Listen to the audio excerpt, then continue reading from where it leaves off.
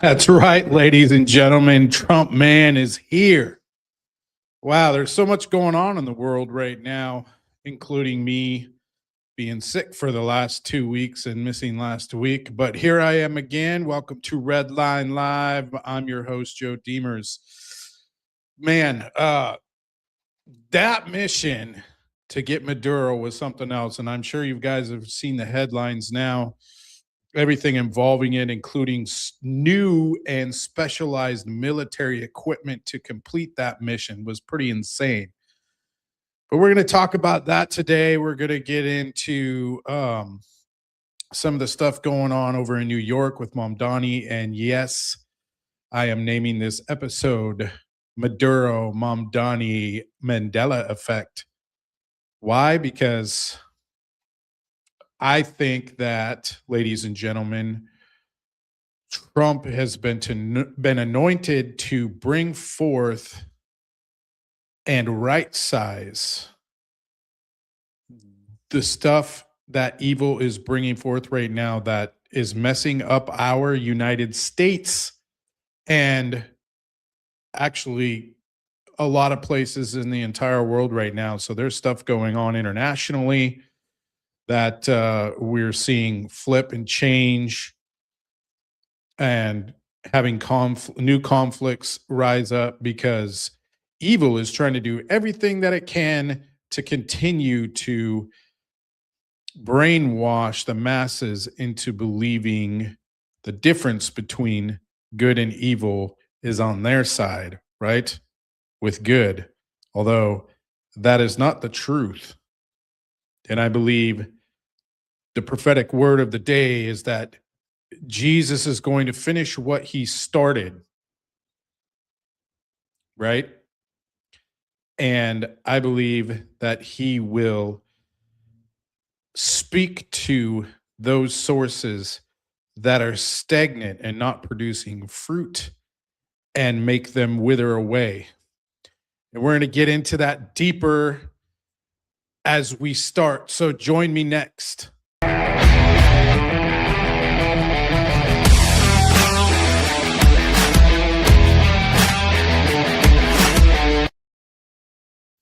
All right, so I just want to recap real quick. This is about a 5-minute video of the mission in Venezuela. And I found this video, I thought it was pretty intense. And now there's reports coming out and eyewitness testimony where supposedly our military has some sort of sonic weaponry that caused security guards to bleed internally, and they crouched to the ground and they could not move during this extraction, which is pretty awesome. There's several prophetic reports, and even in some of my previous shows where I was telling you that what we're going to start seeing is new weaponry coming out of the military that we have never seen before. And this is going to be the disclosure that is going to be coming forth, not just in weaponry, but in things that they will utilize amongst the people too. So, but that will disprove all of this interdimensional theory and demonic theory. There is a time for those things to come about, but it is not yet. And we're still going to see some of these things come to fruition in our time period here in our lives, because things are about to ramp up. But let's get into this video, and then I'll give you some commentary on the flip side. Here we go. Last night, on the order of the President of the United States, and in support of a request from the Department of Justice, the United States military conducted an apprehension mission in Caracas, Venezuela, to bring to justice 2 indicted persons, Nicolas and Cecilia Maduro.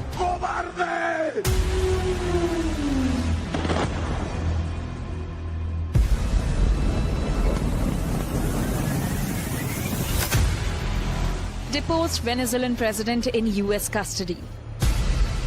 surrounded by Drug Enforcement Administration officials.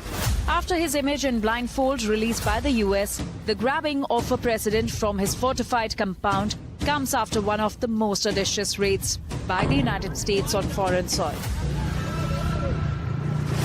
This was one of the most stunning, effective, and powerful displays of American military might and competence in American history. US forces executed a meticulously planned covert mission codenamed Operation Absolute Resolve to capture Venezuelan leader Nicolas Maduro. The operation followed months of escalating US military activity in the region, including strikes on alleged drug trafficking boats and facilities linked to Venezuelan networks. During this period, US intelligence agencies are said to have closely tracked Maduro's daily routines, movements, and security patterns. While elite units rehearsed the raid on a full-scale replica of the presidential compound.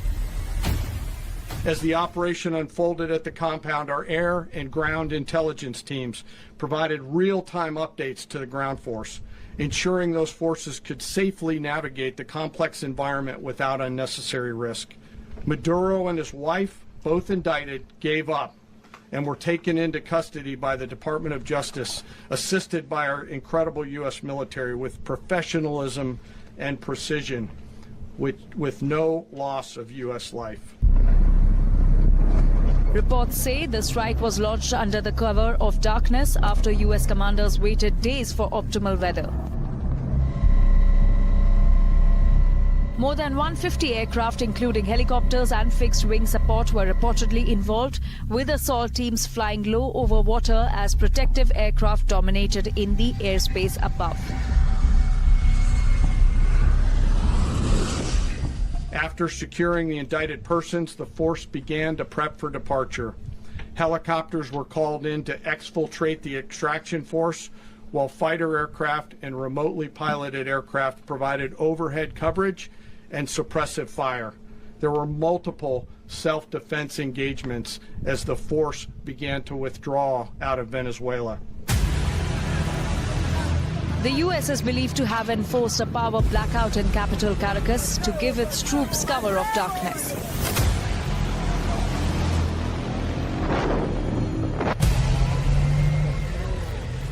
Elite US special forces, including Delta Force, are said to have stormed the compound in a rapid violent entry, triggering multiple explosions across Caracas. Multiple casualties were reported on the Venezuela side, while Trump says a couple of US soldiers were hurt, but not fatally.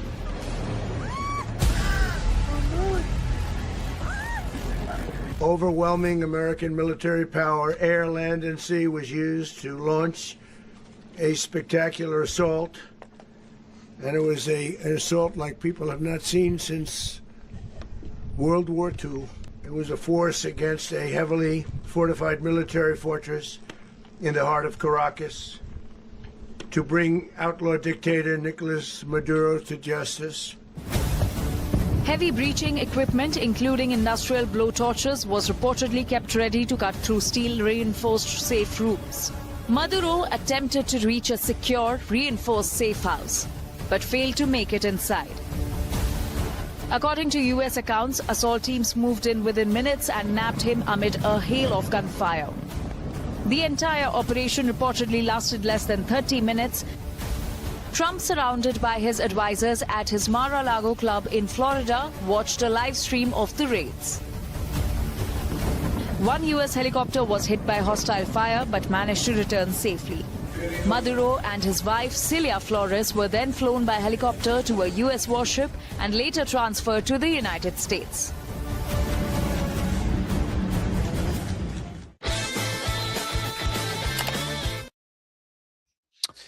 Now, what I want you guys to take away from this, and that is a great recap there of the extraction of Maduro from Venezuela. But what I want you to take away from this is the name of the mission, which is Absolute Resolve. Okay, so I think there's prophetic insight here, and I think that our God Jesus has instilled something in Trump that I think is coming down on the entire planet, nonetheless, our own country. But there is another mission too that follows this same category, and that's with the ICE agents going into different states and extracting illegal immigrants here in our own country. And that is Operation Salvo. So what I've looked up on this is Salvo stands for, basically they're going to meet weaponry with weaponry and bring out more of it, right? So they're not backing down from any of these attempts to from the public to try to get ICE to stop coming into these cities, because ultimately we need to get them all out of our country, right?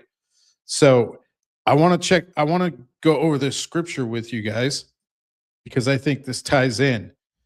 Matthew 21:18-22. Now in the morning when he was returning to the city, he became hungry, seeing a lone fig tree by the road. He came to it and found nothing on it except leaves only. And he said to it, "No longer shall there ever be any fruit from you." And at once the fig tree withered. Seeing this, the disciples were amazed and asked, "How did the fig tree wither all at once?" And Jesus answered and said to them, "Truly I say to you, if you have faith and do not doubt, you will not only do what was done to the fig tree, but even if you say to this mountain, be taken up and cast into the sea, it will happen. And all things you ask in prayer, believing, you will receive." Now, ladies and gentlemen, this is our indictment as Christians to back up our president and to back up our federal ICE agency in prayer, because as we are asking for these things, and what is instilled in Trump that I believe God has placed there is not just resolve, but correction, ladies and gentlemen. So he is on this mission to bring justice and correction to our land and to the world. And you could see it happening everywhere. So we did this in Venezuela, right? Interestingly enough, we see what's happening in Iran right now, where the people are revolting because they want to see the same type of correction in their nation. And after this demonstration in Venezuela from Trump, that correction there in Venezuela has a lot of implications. Not only the fact that we stopped Russian and Chinese interest in their oil there in that country, but we stopped them from getting it so that they can try to be at the head of the entire world as a superpower, right? So America stopped that. We are establishing ourselves here in America as the dominant force for the entire world. And you got to think about the fact that Trump is a billionaire, right?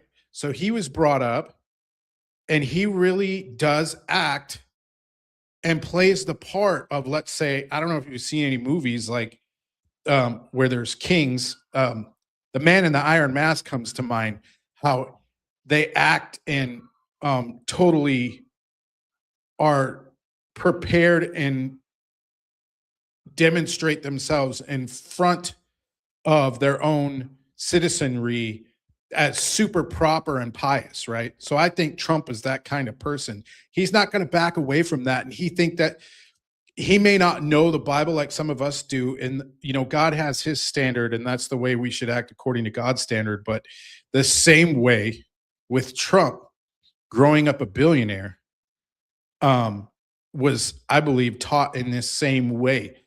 And he's very proper and pristine. And so these are the kind of things that he's bringing to the nations to correct this, because it comes in line with God's word, whether he's abiding by the word itself or not.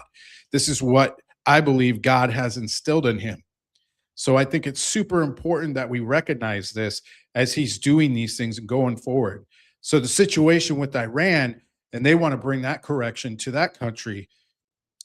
We didn't directly cause that, but we invigorated the people to want to bring that type of correction to their nation, because they used to be that way back in the 60s and 70s, right? It looked more like us in the United States, our own streets here. It didn't used to be where the people were walking around with, or the women walking around with hijabs and Sharia law was in charge. None of that used to be. It used to be more of a Christianized nation, right? And so now they're trying to topple the government there to bring correction to their own nation. And Trump himself says, if the government starts to kill its own people and shoot them, kind of like the last regime did over there, that Trump would step in. That's huge, ladies and gentlemen. So he is bringing correction. And it's crazy to me when you got these people here in the United States, and we just had an example with a U-Haul truck that was pro-Iranian, like Islamic Sharia law on that side, and they plowed through a protest where they were anti-Iranian government. But we have these protests happening here in America when we're not even directly involved, as if we could change that from here, whether we support or we don't support. So it's kind of weird, unless the government is directly involved. But you still have these crazies out there doing these protests for or against, as if it's going to change anything. It's really strange to me. Anyways, so he's bringing right sizing in that way, not just to Venezuela, but also we see this type of thing going on in, hold on, let me pull this up real quick. We see this type of thing going on in New York with Mamdani, right? He brings in some of his staff now, where he had said before that they weren't going to do certain things, but now he's bringing in certain people to his administration to bring into effect changes to New York City that people are definitely not going to want. And this is going to cause a lot of people to flee, ladies and gentlemen, because he's going to take away ownership and independency. Let's check this out.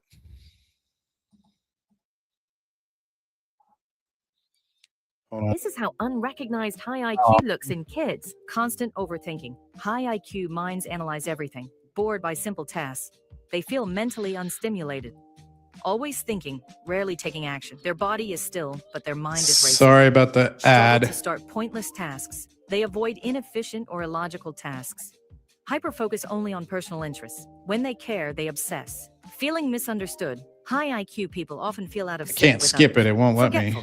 Deep thinking pulls attention away from daily tasks. Want to see where you score?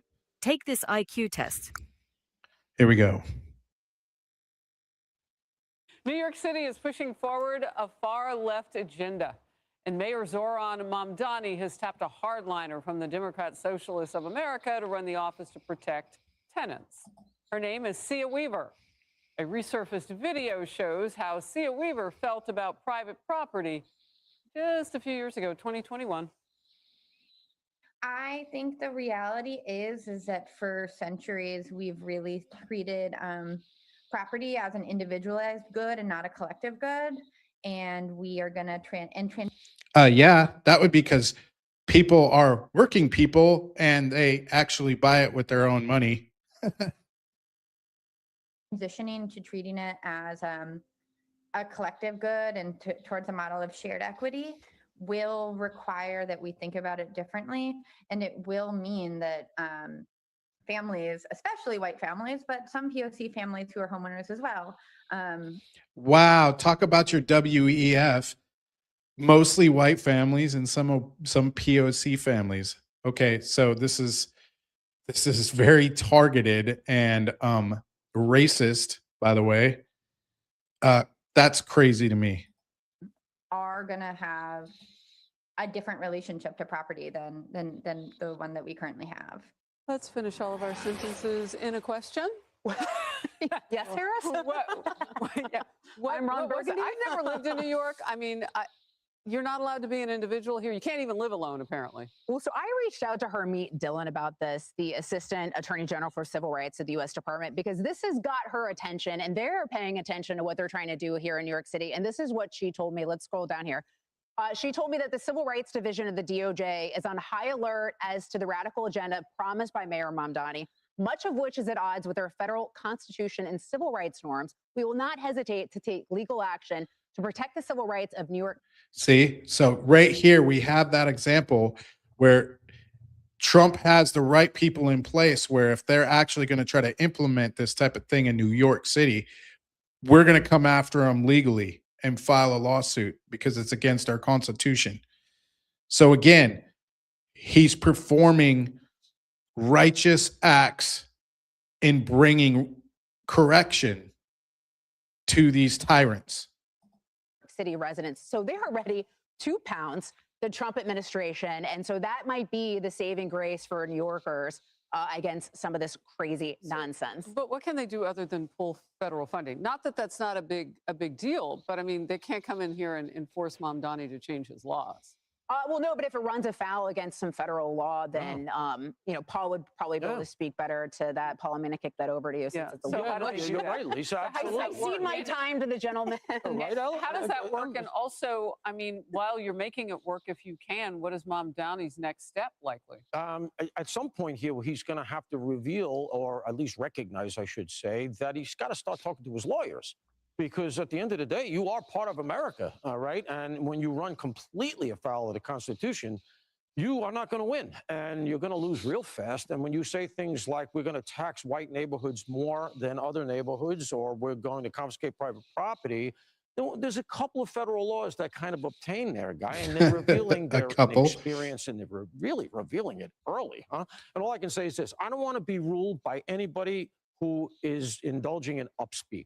All right, no more of that. All right, that's not really very. Every sentence is a question. No, all right, no. Used to drive my dad crazy. It's like just talking a statement. Emily, it's interesting because it's almost like he wants to be ruggedly individualistic in his politics.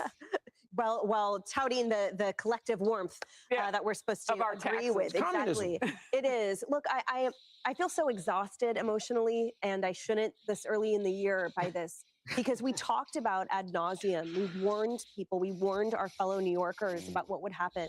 And I'm so patently disheartened at the lack of people showing up the ballots, even though record highs, but it was still a demoralizing low percentage of people that live here. And that we voted this person into office, and that he has now since sort of collected what I see as emblematic of our academic indoctrination. Just a bunch of young people sitting in her apartment with her shirt falling off her shoulder telling me about land ownership. Well, you know what? Mamdani said that also in his inauguration speech. He said the same exact words. What they're doing right now, Harris, is they're going after who they consider the worst landlord, Pinnacle Group, because they have a number of apartments that have not been taken care of, no heat, no air conditioning. But they got to look inward because the city is the worst landlord. NYCHA is the worst landlord. Year after. See, and he's going to keep trying this there because, you know, obviously they voted him in. He's going to need the support of the governor to bring this stuff to fruition. But number one, we have to recognize the warmth of collectivism, like he said in his speech, right, is actually communism. And they're trying to bring this into the United States to take over the United States government so that they can implement Sharia law. Because, right, he's Iranian, remember, Mamdani is. And so that's their goal there. And he's trying to change the laws of New York City because it's our number one economic power here in the United States. But that's not going to happen because Trump is going to make sure that correction is on stage and that he's going to keep Mamdani in check. He's not going to be able to bring these things out. And neither is any other mayor from any other state that is thinking the same way. Trump will find a way to completely stop this. And I'm going to share some of the stuff that he's already done here in a second when this video is over. Check it out. after year. They cannot get the heat on, the air conditioning on, the lead painting right, the mice situation under control. And then on top of that, they are warehousing thousands of empty apartments. Do you remember, we talked about where Maduro is staying, right? Sightline of the Statue of Liberty. Remember the blackouts, a week-long blackouts? They were without heat and food. They can't even get the prisons right here. You are right. And now we are having trusted into children that upspeak these kind of large policies that have zero experience in actual running this city of this magnitude. That is why everyone has fled. It is frightening. This is the tip of the iceberg. I'm Ron Burgundy. That's like the most famous upspeak that I can think of. We're outnumbered in a moment. Hey, everyone. Yeah. So if you think about it, these are the kinds of things that we need to be showing our children and teaching them.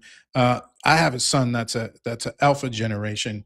And these are the kind of things, they see it as boring, but it's important that we show them what's going on so that they can recognize communism from a distance, right? So they know what they're up against for their future, because these people are trying to radicalize our nation. So I wanted to show you this article here and show you what Trump is actually doing. This just came out a couple of days ago about what he's done in the mortgage industry. Let me see here. That's fully blown up. Anyways, you can see it's from the Daily Mail. Mortgage rates sink to a 3-year low after shock Trump move. What it means for your home's value. Let's read into this. Mortgage rates plunged into their lowest level. Hold on, let me change my screen here. Let's go like that. I don't think you can. No, let's go like that. All right. To their lowest level in nearly 3 years on Friday, after President Donald Trump said he had ordered a massive government intervention aimed at pushing borrowing costs down.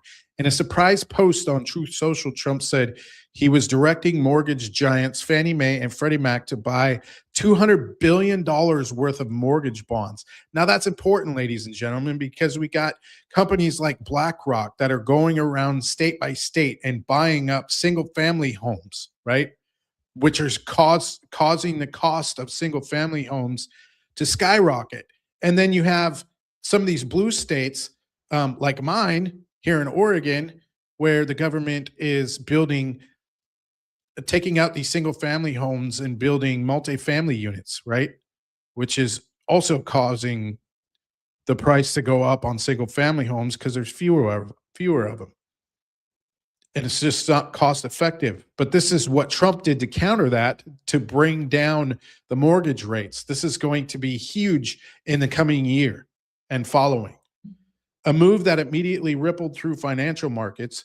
This will drive mortgage rates down, monthly payments down, and make the cost of owning a home more affordable, Trump wrote in Thursday's post. The impact was swift today. New figures out this afternoon show the average rate on a 30-year fixed mortgage dropped 22 basis points to 5.99%, according to Mortgage News Daily. And depending on where your credit is at, current mortgage rates, if you bought a single family home, were somewhere between 6 and 7%. Let's see, according to Mortgage News Daily, matching the lowest level since February 2023 and marking a sharp fall from last year's peak above 7%. Small drops can add up. On a medium priced U.S. home of about $425,000. That's median price. That's ridiculous. I've never heard of anybody buying that in my life. And now we're in this era where most homes that were, 250,000 back then are now for this price, 425,000. That's just crazy. A buyer with a 20% down payment would save roughly $118 a month if rates fell to 5.9%. One of the things I think Trump needs to figure out how to fix is the fact that a down payment, I remember when I first bought my home here, I only had to do a 10% down payment. Now it's 20 because the banks want securities and a bigger down payment because of, we're in a housing bubble, sort of like back in 2008, but that one popped, right? So we need to bring securities in to make sure that these down payment costs also go down. Because even if you bring the price of a home down for younger people, like my oldest daughter's 25, for them to come up with 20% down on, if you wanted to buy a regular family home like that, 400, I can't even afford that. $425,000, 20%, you're talking about 40 grand plus right there. Who can put together that kind of money, especially starting out a new life? That's almost impossible unless you know how to budget or been taught how to, right? For first-time buyers already stretched to the limit, that could be enough to tip the balance. Although saving for a down payment remains the biggest obstacle, like I was just saying. But there's a twist, one that is bad news for buyers, but a relief for existing homeowners worried about falling prices. Lower mortgage rates can actually push home prices higher by pulling more buyers back into the market at a time when there are still too few homes for sale. At the heart of the move are mortgage-backed securities, often called mortgage bonds. These are the bundles of homes that are packaged together and sold to investors such as pension funds and asset managers. When investors buy these bonds, the companies that lend money to Americans, from big banks like Wells Fargo to specialists such as Rocket Mortgage, the largest in the US, get their money back faster. That frees them up to issue new mortgages and offer lower interest rates to borrowers. Fannie Mae and Freddie Mac don't make home loans themselves. Instead, they buy mortgages from banks, bundle them into these bonds, and sell them on. So, I think that what they're sharing there is the fact that that kind of thing could actually happen in these blue states. Why don't I get this on my screen? Get off. Could happen in these blue states where they're building multifamily homes instead of single family homes, right? Because there's more of those popping up in apartment buildings and stuff like that. I could see that happening, but in red states where there's still a good amount of single family homes, we may not see that, depending. I mean, you have states like New York City and New York, that people are fleeing that state because of the example I just showed you, and moving to states like Florida and Texas to buy homes there because of Mom Donnie talking about tax rates going through the roof, especially for white families, right? That's just crazy to me.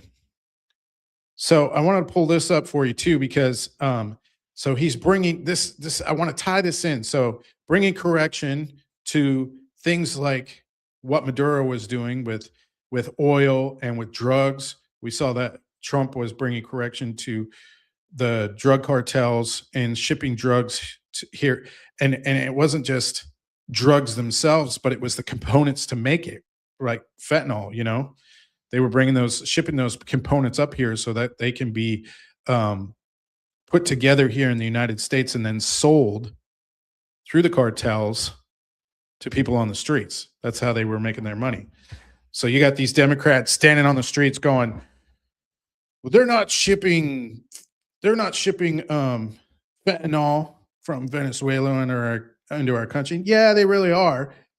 Even though it hasn't been assembled yet, they were shipping the components here and then putting them together. That's how they were doing it. Instead of having it directly made and then shipped over. Either way, we were blowing their boats out of water, and they're not allowed to come here anymore, thanks to our president, which I think is absolutely amazing. So with the correction of Maduro there, with those things, him being a proponent of the drug cartels there in Venezuela and around the surrounding areas, Cuba, Colombia, all of that, they still want to defy our president in challenging him, right? Even after the capture of Maduro. But we may see a good change in government there in Venezuela and completely control our Western hemisphere. That's another part of the prophetic word here, is that Western hemisphere is going to be mentioned a lot more, and we're going to protect our part of the world from these communist regimes that are trying to find fragmented ways of taking over a country and infiltrating our country in order to change it to a communist regime, right? Then we are all globalized. We become this globalist conglomerate, which Trump has largely put a stop to. Things are getting kind of hostile, but I think it is great that he's done that there. Now we're going to see the same thing in states here in America, I believe. And even when it comes to justice, things have been drawn out a little bit because we need to make sure that there's no other way for them to come in and trying to stop us from making arrests in our own nations, from bad actors that have contributed to this through these many years, and making it happen and trying to make us fall from within. And that includes New York, right? That includes Minnesota, the things going on there. I think it's going to expand to Ohio and California, right? We see the fraud possibly even in Massachusetts. Ladies and gentlemen, this what you've seen with the daycare centers and laundering money, that's actually in many, many states right now. Honestly, I think it's in all the West Coast states, even here in Oregon and Washington. So it's super important that that he pays attention to those things and tries to correct them, right? So I wanted to bring up, so we have the correction there with Maduro, Mamdani, and now we have this Mandela effect, right? What do I mean by that? Because the Mandela effect in mainstream psychology is that it is a form of shared false memory produced by normal memory errors plus social influence rather than anything paranormal or multiverse related, right? So what it is the Mandela effect refers to a large groups of people confidently remembering the same event, detail, or image in a way that does not match the historical or factual record. Classic examples include people remembering Nelson Mandela dying in prison in the 1980s or misremembering brand logos and pop culture lines. Ladies and gentlemen, I think this is the same thing we are seeing when we are witnessing the flip between good and evil. And people on the left are supporting these evil purposes because they're in sync with sin, right? So that we've had a decade now. I believe it's been since 2015 where President Obama legalized same-sex marriage, and we've seen this domino effect from all of these different types of sins, and we've just allowed evil to be accepted as normal, and that we should continue. These people believe that we should continue to allow it to happen in the open, and there should be no consequences of it. And those of us that are actually doing good in this world and not evil, they see those things now as evil, and they want to imprison us because we're infringing on their right to choose their way of life. That's how this works. So in retrospect, we are seeing a form of Mandela effect here. So how mainstream psychology explains it. From a scientific standpoint, the dominant explanation center on how human memory actually works is reconstructive, not photographic. When recalling, the brain rebuilds a memory from fragments and expectations, which can introduce plausible but incorrect details, confabulation, and schema-based filling in. So let's take the Minnesota shooting like we just saw, right? Some people saw it as she ran over the ICE agent. Other people saw it as the ICE agent did wrong in his duty by shooting her because she was trying to flee.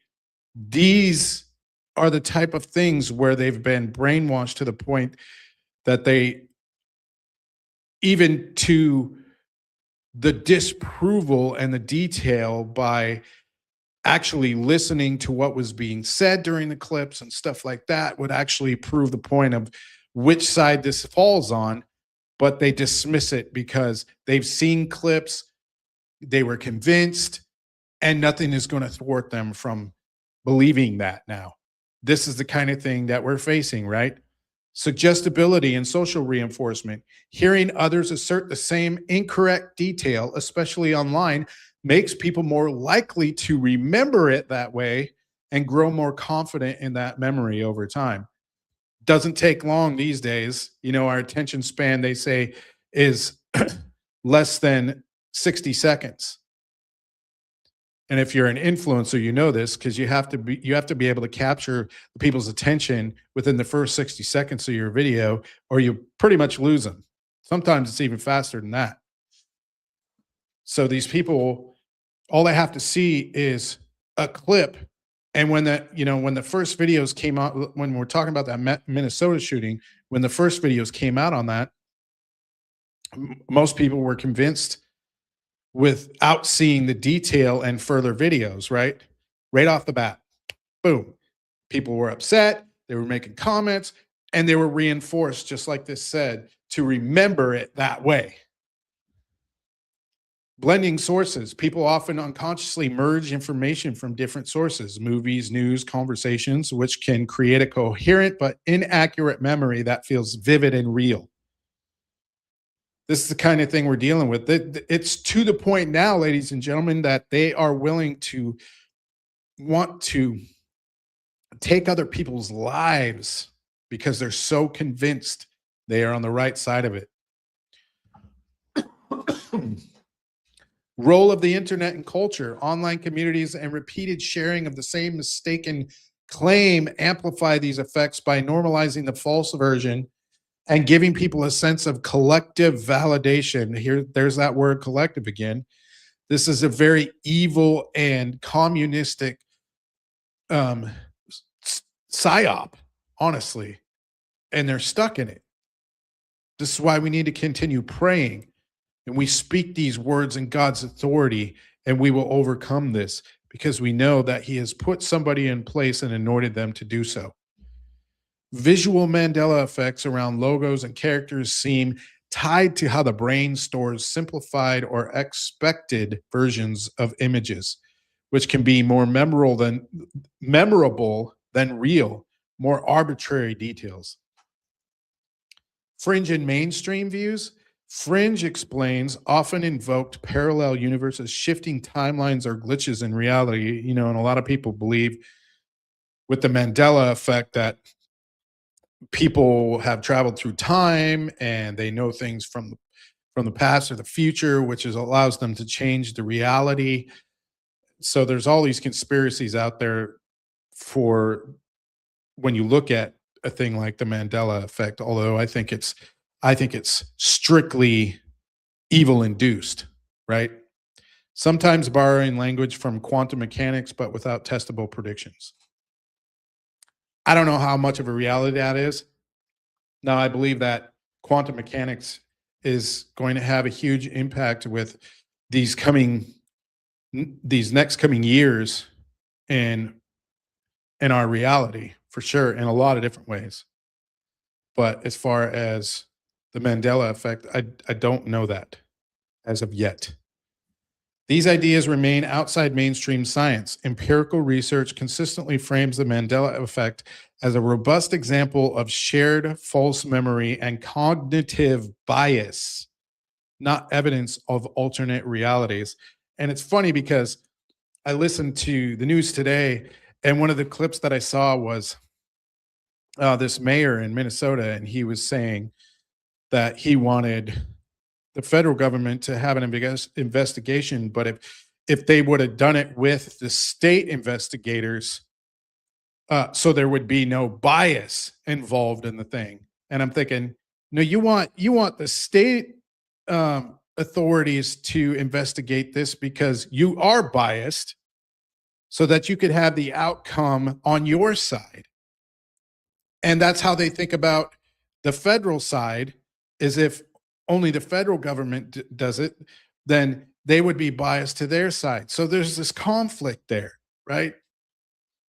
Because they don't believe in truth. They don't believe in correction. They just want it their way, and that's the way that it's going to be. And so that's what he's wishing for. Obviously, he's not going to get it, because true justice and true correction only comes from the Father. And I think that we're going to see that with our current president in the office. So with that said, ladies and gentlemen, truth is not trending. It's eternal with Jesus Christ, our Lord, right? And we have to really pay attention in this day and age, and we have to pray against this Mandela effect of good and evil, and pray for the people that are stuck in it sincerely in your quiet time with the Lord, to see if we can bring some of these that are trapped in this loop, this evil loop, to bring them back to the Lord and essentially be red-pilled or God-pilled, if you want to say that, right? And I know for one that I will be praying for that, because we need God, we need Jesus in this world, in America, and we need to turn back to him right away and repent, because Jesus is returning, and we have to be ready. We have to care about our people. We have to care about our family in this nation and try to bring them to Christ. And that's the bottom line. So it's time to draw the red line in your life, to draw the red line in your mind with Jesus Christ, our Lord, and the red line against this world system. Thank you very much for joining me today, ladies and gentlemen. Please leave a comment in the section below. Tell me what you thought about today's podcast, and I'll catch you on the flip side. See you next time.